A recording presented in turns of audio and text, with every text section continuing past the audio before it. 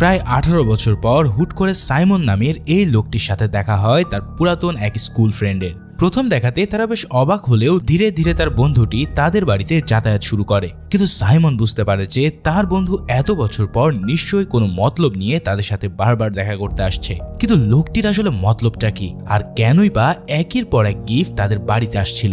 এই সব প্রশ্নের উত্তর দিতে নিয়ে এলাম অসাধারণ এক থ্রিলার মুভি দ্য গিফটের এক্সপ্লেনেশন নিয়ে।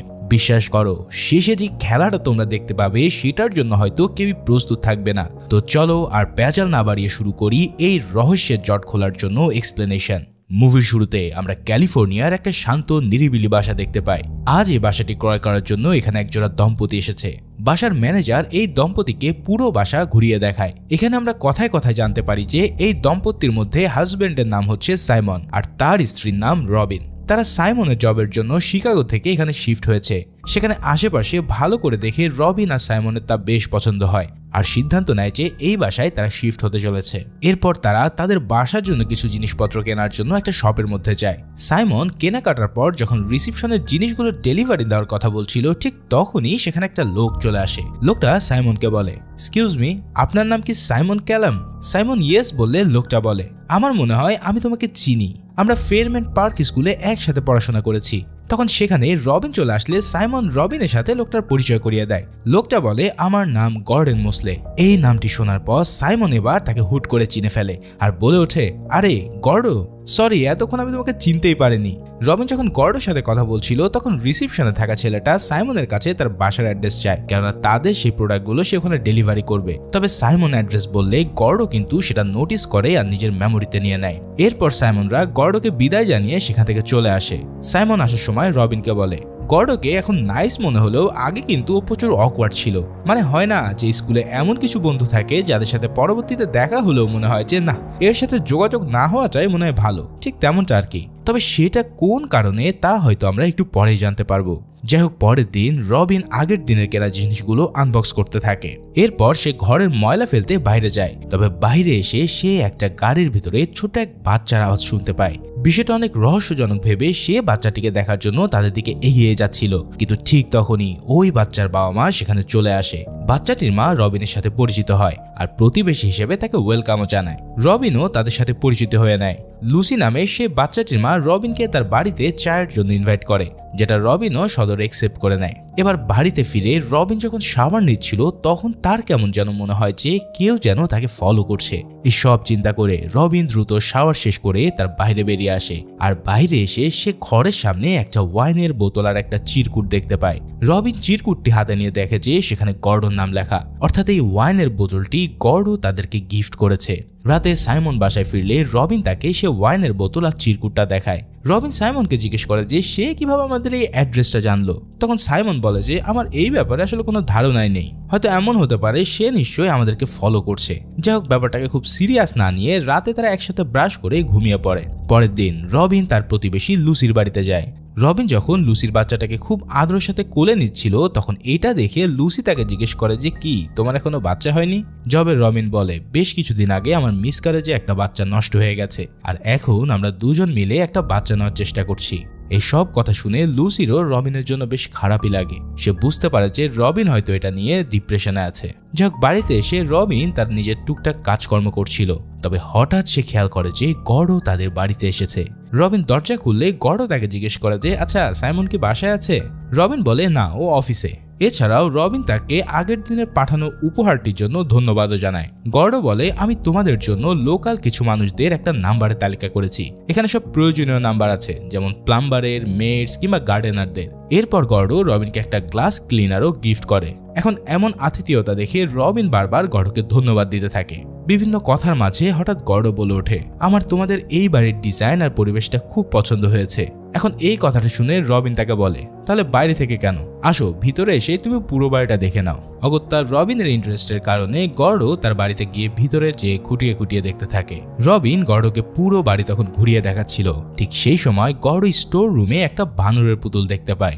রবিন জানায় সাইমনের বানর দেখে ফোবিয়া আছে, তাই এটাকে সেখানে রেখেছে, তুমি চাইলে এটাকে নিয়ে যেতে পারো। তখন গর্ডো হঠাৎ রবিনকে জিজ্ঞেস করে, আচ্ছা তোমাদের কি বাচ্চা কাচ্চা নেই? এটা শুনে রবিনের কিছুটা মন খারাপ হয়। সে বলে, না এখনো আমাদের কোনো বাচ্চা কাচ্চা হয়নি, তবে আমাদের বাচ্চার মতোই খুব প্রিয় একটা কুকুর আছে। যাই হোক, এরপর রবিন গর্ডোকে একটা জায়গা দেখিয়ে বলে যে আমি এখানে একটা ছোট্ট পুল তৈরি করে ফিশ রাখার কথা ভাবছি। এটা শুনে গর্ডো বলে, বাহ এটা তো খুব ভালো আইডিয়া। ঠিক তখনই রবিনের ফোনে সাইমনের কল আসে।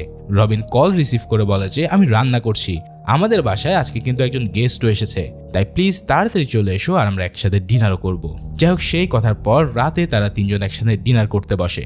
সেখানে তারা তাদের স্কুল লাইফে নানা ধরনের গল্পগুজব করেই সময় কাটাতে থাকে। কথাবার্তার মাঝে গর্ডো বলে, আমি সাইমনকে স্কুল জীবন থেকেই ভালোভাবে চিনি, আমি জানতাম সে জীবনে ভালো কিছু করতে পারবে, আর এখন দেখো তার কাছে সবকিছু আছে। এসব শুনে সাইমন জানায়, আচ্ছা এবার তোমার গল্প বলো, তোমার জীবন কেমন কাটছে? এই তো ভালো খারাপ মিলিয়ে বেশ ভালোই যাচ্ছে। এরপর তারা তাদের স্কুল লাইফ নিয়ে আরো বেশ কিছুক্ষণ ধরে গল্প করতে থাকে। গর্ডো চলে যাওয়ার পর সাইমন আর রবিন একসাথে বসে সবকিছু ক্লিন করছিল। এবার সাইমন রবিনকে বলে, আচ্ছা গর্ডো কিছুটা অকওয়ার্ড তাই না? সে মনে করে আমরা তার বন্ধু, কিন্তু বিশ্বাস করো আমরা তেমন কোনো বন্ধুই ছিলাম না। গর্ডো যতক্ষণ ছিল আমার খুবই আনকমফোর্টেবল ফিল হচ্ছিল। এই সব শুনে রবিন বলে, আচ্ছা ঠিক আছে, আমরা তাহলে আর তাকে কখনোই ইনভাইট করব না, ওকে? যাই হোক, পরের দিন রবিন সাইমনের সাথে তার অফিসের পার্টিতে যায়। সেখানে সাইমন রবিনকে সবার সাথে পরিচয় করিয়ে দিচ্ছিল। সাইমনের এক কলিগ রবিন এখন কি করছে সেটা জানতে চাইলে সাইমন বলে, রবিন একজন ব্রিলিয়ান্ট ডিজাইনার, শিকাগোতে থাকার সময় ও অনেক ভালো ভালো কিছু প্রজেক্টের ডিজাইন করেছিল। এমনকি আমরা যখন যে বাড়িতে আছি সেটার ইন্টেরিয়র ডিজাইন রবিন নিজ হাতে করেছে। যাই হোক, সাইমন রবিনকে তার অফিসের কেবিনটা দেখানোর জন্য নিয়ে যায়। সেখানে রবিন সাইমনকে বলে, আচ্ছা আমার কি কাজে ব্যাক করা উচিত নয়? যেভাবে সাইমন জানায়, তুমি চাইলে তা করতেই পারো, আমি তো সব সময় তোমার পাশেই আছি, আমি চাই তুমি সব সময় হাসি খুশি থাকো, কিন্তু এখন তো আমরা বাচ্চা নেওয়ার কথা ভাবছি, তাই কাজে ব্যাক করলে তুমি হয়তো স্ট্রেসে থাকবে, তাই আমার মনে হয় এই মুহূর্তে বরং কাজে ব্যাক না করাই ভালো। এই সব কথাবার্তা শুনে রবিনও তার কথায় হাসিচোখ জবাব দেয়। যাক, পার্টি শেষ করে রবিন আর সাইমন তাদের বাসায় ফিরে আসে। তবে এবার বাসার দরজায় আবারও তারা একটা গিফটের বক্স আর একটা চিরকুট দেখতে পায়। এই চিরকুটে গর্ডন রবিনদের ডিনারের জন্য ধন্যবাদ জানিয়েছে, আর সেই সাথে নিজের বাড়িতেও সে ইনভাইট করেছে তাদের ডিনারের জন্য। সাইমন সেই গিফটের প্যাকেট খুললে সেখানে একটা ফিশ ফুডের কৌটো দেখতে পায়। এবার রবিন সামনের দিকে তাকিয়ে দেখে গর্ডো তাদের বাগানে একটা ছোট্ট সুইমিং পুল বানিয়ে সেখানে খুব সুন্দর সুন্দর মাছ গিফট করে গেছে। এই জিনিসটা দেখে রবিনের খুব ভালো লাগে। সে সাইমনকে বলে যে আমি অনেক দিন ধরে ঠিক এটাই চাইছিলাম, কিন্তু সাইমন বিষয়টা পজিটিভলি নেয় না। সে বলে অন্যর প্রপার্টিতে এরকম অনুমতিবিহীন ঢুকে এইসব করা গর্ডোর মোটেই উচিত হয়নি। তবে রবিন জানায়, ব্যাপারটাকে সিরিয়াসলি নিচ্ছ কেন? সে তো আমাদেরকে কিছু মাছ গিফট করেছে, এটা নিয়ে তো আপসেট হওয়ার কিছু নেই। এবার সাইমন বলে, আমরা স্কুল লাইফে গর্ডোকে উইয়ার্ডো বলে ডাকতাম। তবে এটা শুনে রবিনের বেশ মন খারাপ হয়। সে বলে ব্যাপারটা কিন্তু ঠিক হচ্ছে না। জবে সাইমন জানায়, আমাদের স্কুলে সবারই এক একটা নাম ছিল, যেমন আমার নাম ছিল সিম্পল সাইমন, কেননা আমি সব কিছুতে পারফেক্ট ছিলাম। এছাড়া বাকি যে বাচ্চা কাচ্চাগুলো ছিল তাদের সবাইকে কোনো না কোনো একটা ফাউল নামে ডাকা হতো। এই সব বলতে বলতে সাইমন নিজের ফ্রিজের উপরে লেখা গর্ডন নামটি কেটে সেখানে উইয়ার্ডো লিখে রাখে। এবার পরের দিন রবিন জগিং থেকে এসে যখন ল্যাপটপে কাজ করতে বসে তখনই তার দরজার সামনে গর্ডোকে দেখতে পায়। গর্ডো বলে, আমি এই এরিয়াতে একটা কাজের জন্য এসেছিলাম, তাই ভাবলাম তোমাদের সাথে একটু দেখা করে যায়। আচ্ছা, সাইমন কি বাসায় আছে? জবে রবিন জানায়, না, সাইমন অফিসে গেছে। এরপর রবিন গর্ডোকে তার উপহার দেওয়া মাছগুলোর জন্য অনেক ধন্যবাদ জানিয়ে গর্ডোকে চায়ের জন্য ইনভাইট করে। এবার গর্ডো বাসার ভিতরে এসে রবিনের সাথে বেশ জমিয়ে আড্ডা দেওয়া শুরু করে। কথায় কথায় সে জানতে পারে যে রবিনদের টিভিটা ঠিক চলছে না, তাই সে সেটাও ঠিক করে দেয়। তবে হঠাৎ গর্ডো একটা কাজে কিচেনে গেলে ফ্রিজের উপরে তার নাম কেটে উইয়ার্ডো লেখাটা সে দেখতে পায়। এই দৃশ্যটা দেখে গর্ডোর খুব মন খারাপ হয়ে যায়, কারণ এই নামে গর্ডোকে সবাই স্কুলে বুলিং করত।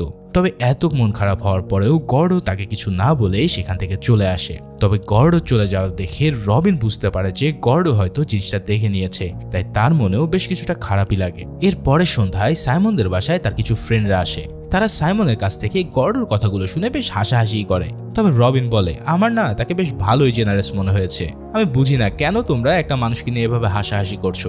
এই সব কথা শুনে সাইমনের এবার বেশ কিছু জেলাসি হয়। সাইমনের বন্ধুরা বলে, জেনারেস হলেও সবটা শুনে তাকে খুব একটা সুবিধার মনে হচ্ছে না, তাই আমাদের মতেন তোমরা হয়তো তার কাছে একটু দূরে দূরেই থাকো। সেই রাতেই রবিনদের গর্ডোর বাড়িতে ডিনারে যাওয়ার কথা ছিল, তাই তারা দুজন সেজে গুজে গর্ডোর বাড়ির উদ্দেশ্যে রওনা দেয়। তবে গর্ডোর বাড়ির সামনে যেয়ে তাদের মাথা তো পুরো টাসকি খেয়ে যায়। আরে এত বিশাল বড় বাড়িতে গর্ডো থাকে? সাইমনের যেন কোনোভাবে বিশ্বাসই হচ্ছিল না যে এই উইয়ার্ডো পাবলিক এত সম্পত্তির মালিক হতে পারে। যাই হোক, গর্ডোর কাছে পৌঁছালে রবিনদেরকে সে নাইসলি তার বাড়িতে ওয়েলকাম জানায়। তবে তার বাড়ির ভিতর ঢুকে সাইমন আরো অনেক বেশি অবাক হয়ে যায়। গর্ডো সাইমনদের একটা মুভির ক্যাসেট গিফট করে। এখানে সাইমন বলে, আমাদের সাথে তো আরো একটা কাপলদের জয়েন হওয়ার কথা ছিল, তাই না? তারা কি আসবে না? গর্ডো তখন জানায় তারা আসলে ডিনারটা ক্যান্সেল করেছে। জবাবে সাইমন বলে, ও আচ্ছা, তাহলে তোমার ওয়াইফ কোথায়? সে তো আমাদের সাথে জয়েন করতে পারে। তখন গর্ডো জানায় যে আমি এখানে একাই থাকি। আর এই কথাটা শুনে সাইমন বেশ অবাকই হয়ে যায়। ঠিক তখনই গর্ডোর কাছে একটা আর্জেন্ট কল আসে। আর গর্ডো সাইমনদের বলে যে আমি অনেক সরি, আমাকে এক্ষুনি বাইরে যেতে হবে, তবে চিন্তা করো না, কিছুক্ষণের মধ্যে আমি ফিরে আসছি, আর ততক্ষণ তোমরা এখানে এনজয় করো। এই কথা শুনে সাইমন আর রবিন অনেক অবাক হয়ে যায়, কারণ গর্ডো তার সাথে এতটাও ক্লোজ না যে সে তাদের উপরে ভরসা করে এত বড় একটা বাড়িতে রেখে যেতে পারে। এছাড়াও এটা একটা কেমন অদ্ভুত না যে একজন গেস্ট এসেছে আর তাকে রেখে সে বাইরে বেরিয়ে গেছে। যাই হোক, এই সব কথা চিন্তা করতে করতে সাইমন রবিন বুঝতে পারে যে গর্ডো আসলে এতটা সুবিধের না। এখানে আবার সাইমন তাকে বলে যে আমার মনে হয় গর্ডো তোমাকে পছন্দ করে, আর যার কারণে সে বারবার আমাদের বাসায় যায়। একবার খেয়াল করে দেখো, আমি যখন বাসায় থাকি না ঠিক তখনই গর্ডো তোমার সাথে দেখা করতে যায়। তবে এই সব কথা শুনে রবিন বেশ বিরক্ত হয়ে বলে, তুমি হয়তো বেশি অহেতুক চিন্তা করছো। তবে এরপরে সাইমন গর্ডোকে নিয়ে এটা সেটা বলে মজা নিতে থাকে। এরপর সাইমন ঘুরে ঘুরে গর্ডোর বাড়ির সবকিছু দেখতে থাকে, কারণ তার মনে এখন সন্দেহ জেগেছে যে গর্ডো নিশ্চয়ই কোনো কিছু হয়তো তালগোল পাকিয়েছে। সেই বাড়িতে খোঁজাখুঁজির সময় সাইমন দেখতে পায় যে গর্ডোর আলমারিতে একটা মেয়েদের কাপড় ঝোলানো, আর এরই পাশে রয়েছে একটা বাচ্চাদের খেলনা। এই সব দেখে সাইমন বুঝতে পারে যে গর্ডো নিশ্চয়ই তার সাথে মিথ্যে কথা বলেছে। ইতিমধ্যে গর্ডো চলে আসলে তারা দুজন আবারও ঠিক লবিতে এসে বসে পড়ে। এরপর গর্ডো এসে তাদের কাছে মাফ চেয়ে বলে যে একটা ইমার্জেন্সি কাজ ছিল, তাই আমাকে দ্রুতই যেতে হয়েছে। তখন সাইমন জিজ্ঞেস করে যে তুমি আসলে কি এমন কাজ করো যার কারণে তুমি এত কিছুর মালিক হয়ে গেছো। তখন সে জানায় যে এগুলোর মালিক আমি নই, বরং এই বাড়ি গাড়ি সবকিছুই আমার এক্স ওয়াইফের। তবে দুঃখের বিষয় হচ্ছে আমাদের কিছুদিন আগে সেপারেশন হয়ে গেছে, আর এছাড়াও আমাদের একটা বাচ্চা আছে যে এখন তার ওয়াইফের কাছেই থাকে। এই সব শুনে দুয়ে দুয়ে চার মিলিয়ে সাইমন বুঝতে পারে যে না, গর্ডো নিশ্চয়ই ঠিকই কথা বলছে। তখন সাইমন তাকে বলে যে শোনো, তোমার আগে তোমার নিজের জীবনের সমস্যাগুলোই সমাধান করা উচিত। সত্যি কথা বলতে কি, তুমি আমাদের জন্য যেভাবে কাজ করছো তাতে আমরা বেশ বিরক্তই হচ্ছি। তাই আমি তোমাকে প্রেফার করব যে আমাদের সাথে এই মুহূর্তে আর যোগাযোগ না রাখার, বরঞ্চ সেটাই ভালো হবে। এই বলে সাইমন আর রবিন সেখান থেকে ডিনার না করেই চলে আসে। তবে এমন অপমান শুনে গর্ডোর মুখটা একদম ফ্যাকাশে হয়ে গেলেও সে তৎক্ষণাৎ কিছু রিয়াক্ট করে না। তবে গর্ডো রবিনের দিকে কিছুটা উইয়ার্ড ভাবে তাকিয়েছিল, সেটা রবিনও খেয়াল করে। এরপর দেখা যায় তাদের গাড়ি বের হওয়ার সময় গর্ডো তার বাড়ির গেটটাই খুলছে না। এই কাণ্ড দেখে সাইমন তো এবার বেশ ভড়কে যায়। সে ভাবতে থাকে যে গর্ডো নিশ্চয়ই এবার তাদের সাথে কোনো খারাপ কিছু করতে চলেছে, যার ফলে সাইমন রেগে গর্ডোকে মারার জন্য গাড়ি থেকে বের হয়। তবে তাকে বের হতে দেখে গর্ডো এবার তার দরজাটি খুলে দেয়, আর এরপর তারা সেখান থেকে বেরিয়ে আসে। পরের দিন সকালে জগিং থেকে এসে রবিন কিছু একটা দেখে খুব অবাক হয় আর সাইমনকে দ্রুত কল দেয়। সাইমন তার কল পেয়ে দ্রুত বাসায় এসে দেখে যে গর্ডো তাদেরকে যেই মাছগুলো উপহার দিয়েছিল সে সবগুলো পুলের মধ্যে মরে পড়ে আছে। এমনকি তাদের প্রিয় কুকুরটাকেও এখন আর কেউই খুঁজে পাচ্ছে না। এই সব দেখে সাইমন বুঝতে পারে যে এই সব কিছুই গর্ডোর কাজ। সে হয়তো রেগে গিয়ে তাদের পুকুরের সব মাছ মেরে ফেলেছে এবং প্রিয় কুকুরটাকেও নিয়ে চলে গেছে, যার কারণে এবার সে রেগে মেগে গর্ডোর বাড়িতে যায় গর্ডোকে মারার জন্য। সেখানে এসে সাইমন গর্ডোর বাড়িতে দরজায় নক করলে এবার একজন অপরিচিত মহিলা দরজা খোলে। সাইমন ভাবে যে মহিলাটা হয়তো গর্ডোর এক্স ওয়াইফ, তাই সে মহিলাটাকে বারবার বলে যে আমি আপনার হাজবেন্ড গর্ডোর সাথে দেখা করতে এসেছি। তখন মহিলাটা বলে, হ্যাঁ, এখানে গর্ডো নামের কেউই থাকে না, আমার হাজবেন্ডের নাম তো মাইক। এই সব শুনে যেন সাইমনের মাথা পুরো তালগোল পাকিয়ে যায়। আরে গতকাল রাতেই তো আমি এখানে এসেছিলাম তাদের সাথে দেখা করতে। তবে এই মহিলাদের আচরণ দেখে সে নিশ্চিত হয় যে না, এটা আসলে গর্ডোর বাড়ি না, হয়তো গর্ডো তাদেরকে কোনোভাবে ভুলভাল বুঝিয়েছে। এরপর সাইমন চলে যায় পুলিশের কাছে, আর পুলিশকে গর্ডোর ব্যাপারে সে সবই খুলে বলে। এখানে সে জানতে পারে যে গর্ডো আসলে ওই বাড়িতে ড্রাইভারের কাজ করত। তার মালিক বাড়ির দায়িত্ব দিয়ে কিছুদিনের জন্য ভ্যাকেশনে গিয়েছিল, আর এই সুযোগে সে নিজের বাড়ি বানিয়ে তাদেরকে ডিনার খাওয়িয়েছে। যাই হোক, সাইমন বলে আমি জানি আমাদের কুকুরটাকে এই গর্ডোই গায়েব করে দিয়েছে, আপনারা তাকে ধরে জিজ্ঞাসা করুন। তার পুলিশ অফিসার বলে যে আমাদের কাছে তো প্রমাণ নেই এই ব্যাপারে, তাই আমরা চাইলেও এখন তাকে অ্যারেস্ট করতে পারবো না। যাই হোক, রবিনের তার ডগের জন্য বেশ মন খারাপ ছিল, সে বাড়িতে বসে যখন মিসিং ডগের পোস্টার মেক করছিল, ঠিক তখনই সে ঘরের ভিতরে কারো পায়ের আওয়াজ শুনতে পায়। তার মনে হতে থাকে যে আশেপাশে নিশ্চয়ই কেউ তাকে ফলো করছে, কিন্তু অনেক খোঁজাখুঁজির পরেও সে সেখানে কাউকে দেখতেই পায় না। এরপর রবিন তার প্রতিবেশী লুসির বাড়িতে যায় মিসিং ডগের পোস্টার দিতে। এখানে সে হঠাৎ তার বাথরুমে যাওয়ার প্রয়োজন হলে সে লুসিদের বাথরুমে যায়। এখানে লুসিদের বাথরুমের ডয়ারে সে বেশ কিছু ডিপ্রেশনের ওষুধ আর স্লিপিং পিল দেখতে পায়। যেহেতু কয়েকদিন ধরে সে খুবই ডিস্টার্ব ছিল আর বারবার তার মনে হচ্ছিল যে কেউ যেন হয়তো তাকে ফলো করছে, এই কারণে সে প্রতিদিনই নিদ্রাহীন রাত পার করত, যার কারণে এবার তার মাথায় একটা দুষ্টু বুদ্ধি কাজ করে। সে একটা টিস্যুতে করে সেখান থেকে বেশ কিছু ওষুধ চুরি করে নিয়ে আসে, আর এরপর রাতে ঘুম না আসলে সে সাইমনকে লুকিয়ে সেই ওষুধগুলো খেয়ে নেয়। এভাবে বেশ কিছুদিন যাওয়ার পর হঠাৎ সে একদিন বাইরে একটা শব্দ শুনে ধীরে ধীরে এগিয়ে আসে। এখানে এসেই সে একটা স্বস্তি খুঁজে পায়, কারণ সে দেখতে পায় যে তাদের কুকুর আবারও ফিরে এসেছে। পরের দিন রবিন জগিং থেকে এসে টেবিলের উপরে একটা চিঠি দেখতে পায়। এই চিঠিটা গর্ডই পাঠিয়েছিল। সেই চিঠিতে গর্ড তাদের সাথে ঘটে যাওয়া সব কিছুর জন্য ক্ষমা চেয়েছিল। সেখানে সে একটা কথা লিখেছিল যেটার মানে রবিন কোনোভাবে বুঝতে পারে না। সেই লেখাটা ছিল বাইগনস বি বাইগনস, যার অর্থ দাঁড়ায় এরকম যে অতীত অতীতই থেকে যাবে। কিন্তু এখানে কি সেই অতীত, সেটা রবিনের মাথায় কোনোভাবেই ঢুকছে না। তাই রবিন সাইমনকে এই কথার মানে জিজ্ঞেস করলে সাইমনও বলে যে আমার ঠিক একটা বুঝতে পারছি না যে আসলে এখানে কি বলা হয়েছে। তবে এরপর থেকেই রবিন যখন বাসায় একা থাকতো তখন সে তার আশেপাশে সবসময় কাউকে ফিল করত। এমনকি সেই ওষুধগুলো নেওয়ার কারণে এখন গর্ডকে নিয়ে হ্যালুসিনেশনও করা শুরু করে দিয়েছিল। এদিকে অফিসে সাইমনের প্রমোশন নিয়ে কথা হচ্ছিল। সাইমন জানতে পেরে যায় যে তার একজন প্রতিদ্বন্দ্বী আছে যার নাম ড্যানি ম্যাকল্যান্ড। ফলে সাইমনদের কোম্পানিতে এখন তাদের দুজনের মধ্যে যে কোনো একজনই বিগ প্রমোশনটা পাবে।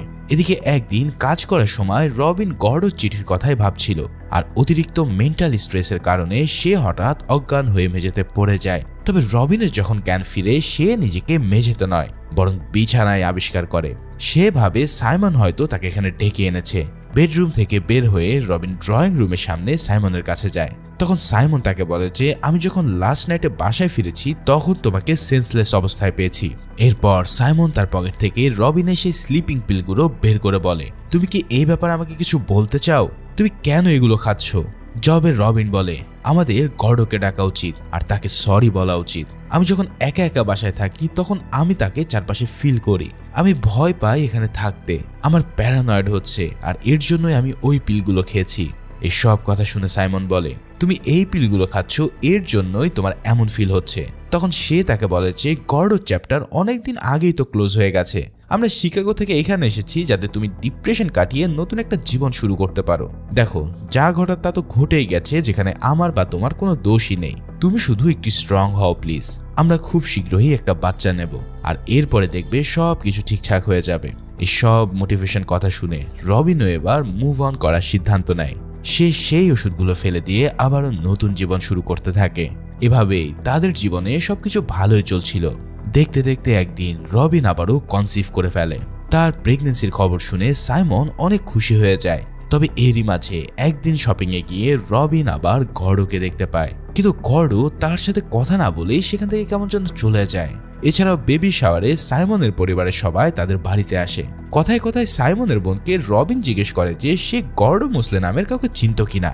এবার সাইমনের বোন বলে হ্যাঁ, স্কুল লাইফে সে গর্ড নামের একজনকে চিনত। এছাড়াও সে জানে যে স্কুলে থাকাকালে এই গর্ডকে কেউ একজন মোলেস্ট করেছিল, আর এরপর থেকেই তাকে সবাই অনেক বেশি বুলিং করত। তাকে বুলিং করে এমন কাহিল করে দেওয়া হতো যে সে বাধ্য হয়েছিল ওই স্কুল ছেড়ে যেতে। এই সব ব্যাপার শুনে রবিন বেশ অবাক হয়ে যায়, আর সে বলে যে এইসব ব্যাপারে কি সাইমন কোনো কিছু জানতো? সেই সময় সাইমনের বোন বলে হ্যাঁ, ও তো সবই জানতো, বরঞ্চ সাইমন তো ছিল ক্লাসের প্রেসিডেন্ট, আর এই ব্যাপারে সে রিপোর্টও করেছিল, কিন্তু অনেক দিন আগের কথা হয়তো সে ভুলে গেছে। এই সব কথা শোনার পর রবিনের আরো কিউরিওসিটি জেগে ওঠে। তার মনে খটকা লাগতে থাকে যে গর্ড চিঠিতে ওই কথাটা সেদিন কেন লিখেছিল। তাই সে সাইমনের পুরাতন জিনিসপত্র এবার চেক করা শুরু করে। তবে সবচেয়ে অবাক করা বিষয় হচ্ছে সে সেখানে গর্ডন মোসলে নামের একটা ফাইল দেখতে পায়। এই ফাইলের মধ্যে সাইমন গর্ডর ব্যাপারে সব কিছু কালেক্ট করে রেখেছিল। এই সব কিছু দেখে রবিন বুঝতে পারে যে সাইমন যেভাবে তাকে প্রিটেন্ড করে যে গর্ডর সাথে তারা তো ভালো সম্পর্ক না, কিন্তু অদতেও সে গর্ডকে হাড়ে হাড়ে চেনে। আর যার কারণে সে গর্ডো সবকিছু খুঁটিয়ে খুঁটিয়ে দেখছে। কিন্তু রবিন বুঝতে পারে না যে সাইমন আসলে কোন বিষয়ের জন্য তাকে এতটা রিসার্চ করছে। তাই সে এবার সাইমনের একটা স্কুল ফ্রেন্ড গ্রেকের সাথে দেখা করে। এখানে গ্রেক রবিনকে জানায় স্কুলে থাকাকালীন সাইমন সবাইকে আসলে বুলিং করত। যেহেতু সে ক্লাস ক্যাপ্টেন ছিল তাই তার মধ্যে একটা অন্যরকম অহংকার থাকতো সবসময়, যার কারণে সে সকল স্টুডেন্টদেরকে কোনো না কোনোভাবে বুলিং এর শিকার করত। আর সেই শিকারের মধ্যে গর্ডো ছিল সবচেয়ে বড় ভিকটিম। গর্ডো ইজ উইডো কথাটা সাইমনই সবাইকে শিখিয়ে দিয়েছিল। তাছাড়া সাইমনই পুরো স্কুলে একটা মিথ্যা খবর ছড়িয়ে দিয়েছিল যে গর্ডো একজন গে, তাই তাকে একটা ছেলে মোলেস্ট করেছে। তবে এই কথাটা গর্ডোর বাবা যখন জানতে পারে তখন সে তার ছেলেকে ভুল বুঝে পুড়িয়ে মেরে ফেলতে চেয়েছিল। আর এর ফলে অ্যাটেম্পট টু মার্ডার কেসে গর্ডোর বাবার জেল হয়ে গিয়েছিল। তার মানে শুধুমাত্র সাইমনের ওই বুলিং এর কারণে গর্ডোর পুরো পরিবার একবার উলটপালট হয়ে গিয়েছিল। এই সব কথা জানতে পেরে রবিনের তো পুরো মাথা যেন ভো ভো করে ঘুরতে থাকে। তার বিশ্বাসই হয় না যে সাইমনের এই মিষ্টি চেহারার আড়ালে এতটা নীচ ও জঘন্য মন মানসিকতা লুকিয়ে আছে, যার ফলে সে এখন গর্ডোর জন্য প্রচুর মায়া করতে থাকে।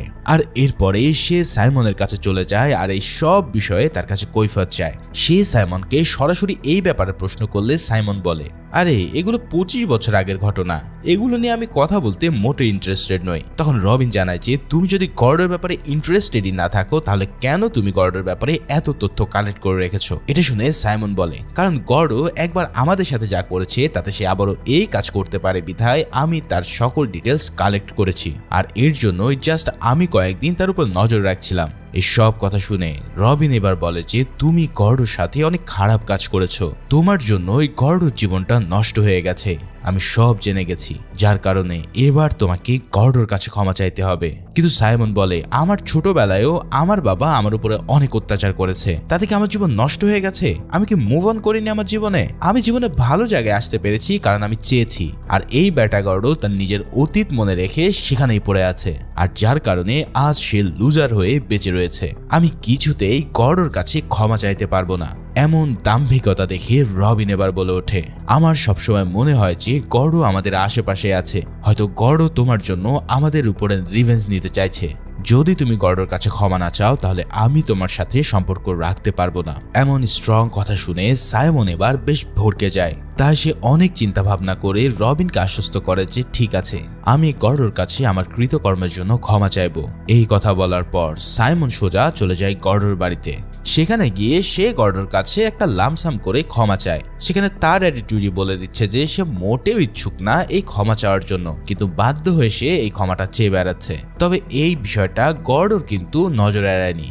সে বলে যে আমি বুঝতে পেরেছি, হয়তো তোমার স্ত্রীর কথাতে তুমি আমার কাছে ক্ষমা চাইতে এসেছো, তবে চিন্তা করো না, তুমি না অনেক দেরি করে ফেলেছো, কারণ এত কিছু করার পরেও আমি তোমার দিকে বন্ধুত্বের হাত বাড়িয়ে দিয়েছিলাম, কিন্তু তার বিনিময়ে তুমি সেটা অ্যাকসেপ্টই করোনি, বরঞ্চ আমাকে ঠিক আগের মতো ট্রিট করেছো যেরকম করে আমার পুরো লাইফ তুমি শেষ করে দিয়েছিলে। আমি অনেক চেষ্টা করেছিলাম যাতে তোমার সাথে এই সম্পর্কগুলোকে ভুলে আবার নতুন করে কিছু শুরু করতে, কিন্তু সাইমন যে আগের মতোই অহংকারে আছে সেটা বুঝতে আমার আর বাকি নেই। এই সব কথা শুনে সাইমন এবার প্রচন্ড রেগে গিয়ে তাকে মারতে শুরু করে। সে এক পর্যায়ে বলে ওঠে, তোমার কি এমন আছে যে তুমি আমার ক্ষমা এক্সপেক্ট করতে পারছো না? নিজেকে দেখেছো একবার? সাইমন গর্ডোর কাছে ক্ষমা না চেয়ে উল্টো তাকে আরো মারধর করতে আসে, আর গর্ডো অসহায়ের মতন মাটিতে পড়ে থাকে। তবে বাসায় ফিরে সাইমন রবিনকে বলে যে আমি গর্ডোর সাথে দেখা করেছি আর তার কাছে ক্ষমাও চেয়ে নিয়েছি। তখন রবিন প্রশ্ন করে, গর্ডো তোমাকে কি বলেছে? জবে সে জানায় যে সেও আমাকে ক্ষমা করে দিয়েছে। এছাড়াও সাইমন রবিনের কাছে তার সব কৃতকর্মের জন্য ক্ষমা চেয়ে নেয়। রবিন কিছুটা আঁচ করতে পারলেও সে সাইমনের উপরে পূর্ণাঙ্গ বিশ্বাস রেখে তাকেও মাফ করে দেয় আর নতুন করে আবারও পথ চলতে শুরু করে। এর কিছুদিন পর সাইমন তার প্রমোশন উপলক্ষে তাদের বাড়িতে একটা পার্টি রাখে। এই পার্টিতে সবাই যখন আড্ডা দিচ্ছিল তখন হঠাৎ বাইরে থেকে কেউ একজন তাদের জানলায় ঢিল মেরে জানলার কাঁচ ভেঙে দেয়। সাইমন সাথে সাথে বুঝতে পারে যে এটা নিশ্চয়ই গর্ডোর কাজ, তাই সে হাতে একটা বেসবল লাঠি নিয়ে গর্ডোকে মারতে বাইরে চলে আসে। কিন্তু বাইরে এসে সে দেখতে পারে যে এটা গর্ডো নয়, বরং সাইমনের কলিগ ড্যানি ম্যাকল্যান্ডের কাজ। ড্যানি সবার সামনে চিৎকার করে সাইমনকে তখন গালি দিতে থাকে আর বলতে থাকে যে তুমি প্রমোশন পাওয়ার জন্য আমার সাথে চিট করেছো, আমার নামে খারাপ খারাপ কথা বলে তুমি আমাকে কোম্পানি থেকে বের করে দিয়েছো, আর এর বিনিময়ে আমার প্রাপ্য প্রমোশন আজ তোমার হয়ে গেছে। এই সব কথা শুনে রবিন যেন পুরো আকাশ থেকে পড়ে। সে এতদিন সাইমনের অনেক ভুল জেনেও তাকে বিশ্বাস করেছিল, কিন্তু আজ যা শুনলো তাতে তার মাথা পুরোই হেট হয়ে গেল। এত কিছু হওয়ার পরেও সাইমন নিজের এই খারাপ স্বভাবটা থেকে বের হতে পারেনি। এই সব কথা চিন্তা করতে করতে হঠাৎ করেই রবিন অসুস্থ বোধ শুরু করলে তাকে হসপিটালে নিয়ে যাওয়া হয়। আসলে ঠিক সেই সময় রবিনের ডেলিভারির টাইম চলে এসেছিল, আর এর কিছুক্ষণ পরে সে একটা সুন্দর ফুটফুটে সন্তানের জন্ম দেয়। সাইমন আর রবিন দুজনেই তাদের বাচ্চাকে দেখে বেশ খুশি হয়। তবে এরপরেই হসপিটালে সাইমনের কাছে তার বস ফোন দেয়, আর ড্যানির উপরে মিথ্যা অভিযোগ করার কারণে এবার সাইমনের চাকরিটাও চলে যায়। মুহূর্তের মধ্যে সবকিছু যেন সাইমনের ওলটপালট হয়ে যায়। আর এই খবর শুনে সাইমন খুব আপসেট হয়ে রবিনের ক্যাবিনে ফিরে আসে। রবিন তখন কিছুটা সুস্থ ছিল। সাইমন রবিনকে বলে ওঠে যে তুমি আরেকটু সুস্থ হয়ে ওঠো, আমরা খুব শীঘ্রই বাড়িতে ফিরে যাব। তবে রবিন বলে, সাইমন আমি ওই বাড়িতে আর ফিরতে চাই না, এমনকি আমি তোমার সাথেও আমার সম্পর্ক রাখতে চাই না। এই সব কথা শুনে সাইমন বুঝতে পারে যে তার এমন স্বার্থপরতা নেচারের কারণে রবিন তাকে ছেড়ে দিতে চাইছে। এখন এইরকম একটা পরিস্থিতিতে সাইমন খুব হতাশ হয়ে তার বাড়িতে আসে। তবে এবার ঘটতে থাকে তার লাইফের সবচেয়ে বড় ট্র্যাজেডিগুলো। বাড়িতে ফিরে এসে দরজার সামনে সে একটা গিফট বক্স দেখতে পায়, আর এদিকে গর্ডো চলে যায় হসপিটালের রবিনের সাথে দেখা করতে। বাড়িতে ঢুকে সাইমন বক্সটা আনবক্স করলে সেখানে একটা বেবিদের দোলনা আর সাথে আরো 3টা ছোট ছোট গিফট বক্স দেখতে পায়। প্রথম বক্সটা খুললে সেখান থেকে বেরিয়ে আসে সাইমনদের ঘরের একটা ডুপ্লিকেট চাবি। তার মানে সাইমনদের ঘরে গর্ডো যে কোনো সময় যাতায়াত করতে পারত। এবং এখান থেকে আমরা বুঝতে পারি যে রবিন যে তার চারপাশে সবসময় কাউকে ফিল করতো সেটা আসলে কোনো কাকতালীয় বিষয় ছিল না। সত্যি সত্যি গর্ডো সবসময় তাদের ডুপ্লিকেট চাবি ব্যবহার করে তার আশেপাশে ঘোরাঘুরি করত। এরপর দ্বিতীয় বক্সে ছিল একটা ক্যাসেট, যেটার উপরে লেখা ছিল প্লিজ প্লে মি। এই ক্যাসেটটা প্লে করলে সেখানে সাইমন আর রবিন গর্ডোর বাসায় যাওয়ার পর তাকে নিয়ে যেসব মজা করেছিল সে সব কথাই রেকর্ড করা ছিল। আর তৃতীয় বক্সে ছিল আরো একটা ক্যাসেট, যেটার উপরে লেখা ছিল ওয়াচ মি। সাইমন এবার সেটাকে দেখতে শুরু করে, কিন্তু এবার সে যা দেখতে পায় তাতে সে পুরো শকড হয়ে যায়। সে দেখতে পায় গর্ডো রবিনের বিভিন্ন প্রাইভেট সময়ের ভিডিও রেকর্ড করে রেখেছে। এছাড়াও রবিন যখন অজ্ঞান হয়ে গিয়েছিল তখন সেখানে উপস্থিত ছিল স্বয়ং গর্ডো। সে একটা বানরের মাস্ক পরে রবিনকে নিচে থেকে তুলে বেডরুমে নিয়ে গিয়েছিল। এরপর সে রবিনের উপরে বসে তাকে খুব উইয়ার্ডলি টাচ করছিল, আর এরপরেই সে ধীরে ধীরে রবিনের পোশাকও খুলছিল। পুরো ভিডিও দেখে সাইমন বুঝতে পারে যে সেদিন রবিনের সাথে আসলে গর্ডো কি করেছে। তবে এতটুকুতেই সেই ভিডিও ক্লিপটা শেষ হয়ে যায়। আর এরপর এই ভিডিও দেখে সাইমন সেখানে কাঁদতে শুরু করে। সে বুঝে উঠতে পারে না যে গর্ডো রবিনকে রেপ করেছে কিনা। আর তার আরো সন্দেহ হতে থাকে যে যেই বাচ্চাটা রবিন জন্ম দিয়েছে সেটা তার না গর্ডোর, যার কারণে সে দ্রুত রবিনের কাছে হসপিটালে যাওয়ার জন্য বেরিয়ে পড়ে। এদিকে গর্ডো চলে আসে রবিনের সাথে দেখা করতে। সে রবিনকে বেবির জন্য কংগ্রাচুলেশন জানায়। রবিন তার মাথায় আঘাত দেখে জিজ্ঞেস করে যে এটা কি সাইমন করেছে। জবাবে রবিন হাঁ সূচক জবাব দেয়। সে জানায় সে আমাকে প্রচুর মেরেছে, যেটা শুনে রবিন আরো রেগে যায় সাইমনের উপরে। এরপর সাইমন যখন হসপিটাল পৌঁছায় তখন সে দেখতে পায় যে গর্ডো রবিনের কেবিন থেকে বেরিয়ে যাচ্ছে, যার কারণে সাইমন দৌড়ে তাকে ধরার চেষ্টা করলেও গর্ডো তার আগে লিফটে চড়ে বসেছিল। এরপর সে অনেক কষ্টে দ্রুত সিঁড়ি দিয়ে নেমে যায় গর্ডোকে ধরার জন্য, কিন্তু এবার সে গর্ডোকে আর কোথাও দেখতে পায় না। তবে তখনই তার ফোনে গর্ডোর কল আসে। গর্ডো সাইমনকে বলে, তুমি যা দেখেছো সেটাকে তুমি রবিনকে জানাতে পারবে নাকি আমি জানাবো?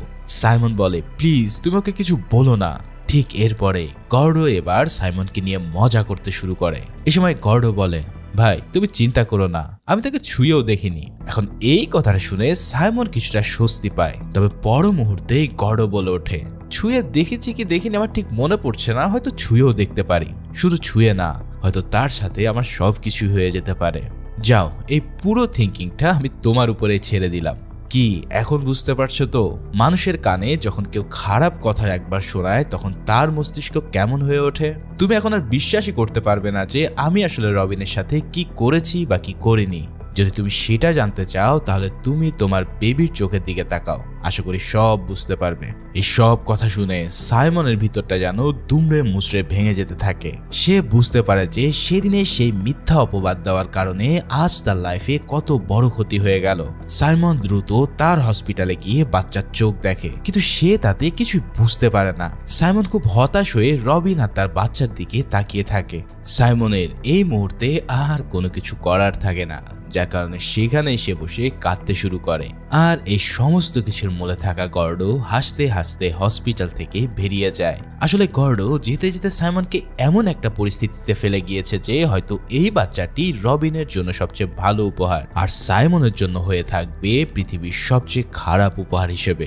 ঠিক এমনই এক অসাধারণ থ্রিলার রিভেঞ্জ স্টোরি নিয়ে মুভিটা এখানেই সমাপ্তি হয়। আচ্ছা, তোমাদের কি মনে হয় এই বাচ্চাটা আসলে কার, সাইমনের নাকি গর্ডোর? এমন হতে পারে যে বাচ্চাটা হয়তো সাইমনেরই, কিন্তু গর্ডো তাকে এমন ভাবে কান পড়া দিয়ে গেল যেটা তাকে আজীবন ফিল করাবে যে হয়তো এই বাচ্চাটা তার নয়, সে আজীবন এই জ্বালায় জ্বলে পুড়ে মরবে।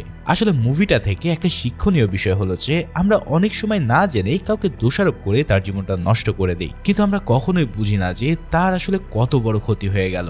তাই তো কাউকে দোষারোপ করার আগে কয়েকবার নিজেকে প্রশ্ন করা উচিত। কমেন্টে তোমাদের থিওরিটা অবশ্যই জানিও। দেখা হবে পরের কোনো থ্রিলার মুভিতে। সে পর্যন্ত আল্লাহ হাফেজ।